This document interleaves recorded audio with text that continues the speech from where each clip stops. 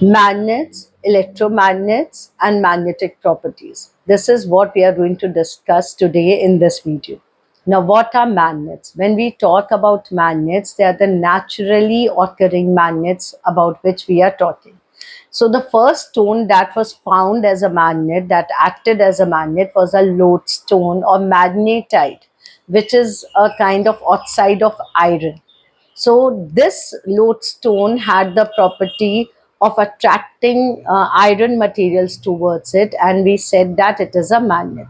So natural magnets are not man-made, they are naturally found, and they have the property of attracting magnetic substances like iron, nickel, cobalt.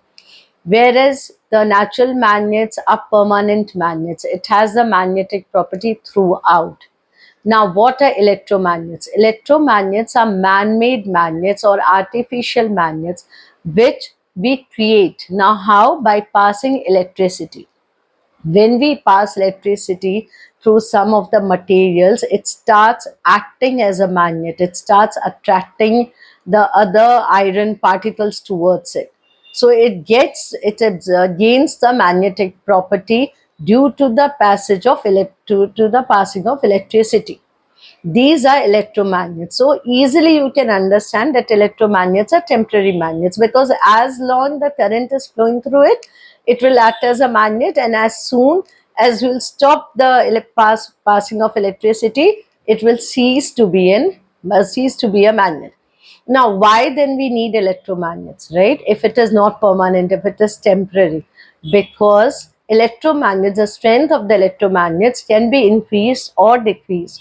But a natural magnet strength cannot be increased, neither it can be decreased.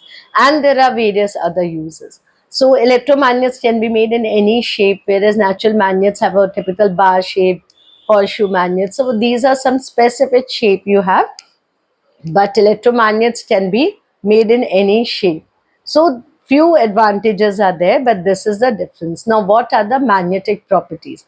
Magnetic properties, when we say, by this we mean, number one, the attractive property. That means if we are calling something, if we are saying that this is a magnet, that means the first property, it will attract magnetic substances like the iron, nickel, and cobalt.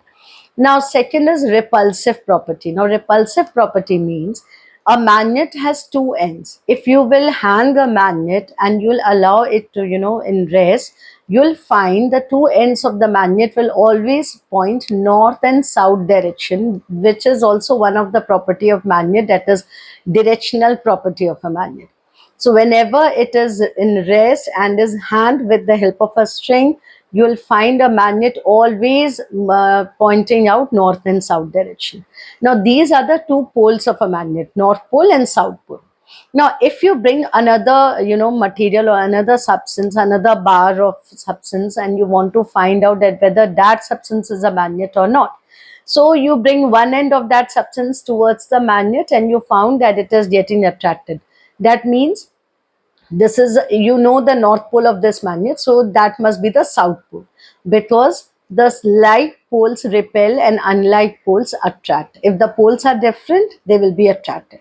Now if you turn that bar, okay, the one you want to test whether it is a magnet or not, so if you turn that bar, you will find at the other end, if it is repelling, it is not getting attracted, there's a repulsion between the two ends. That means the other bar is also a magnet. So, and if still it gets like it is attracted from both the side, then that means the other bar is not a magnet, because it is getting attracted in both the side. So one is attractive property, one is repulsion. Repulsion means like poles will repel and unlike poles will attract. Third is directional property. If you allow it to rest, okay, and if it is hand, you will find that it will always point north and south direction. These are the three main properties of a magnet, and I hope it is clear now.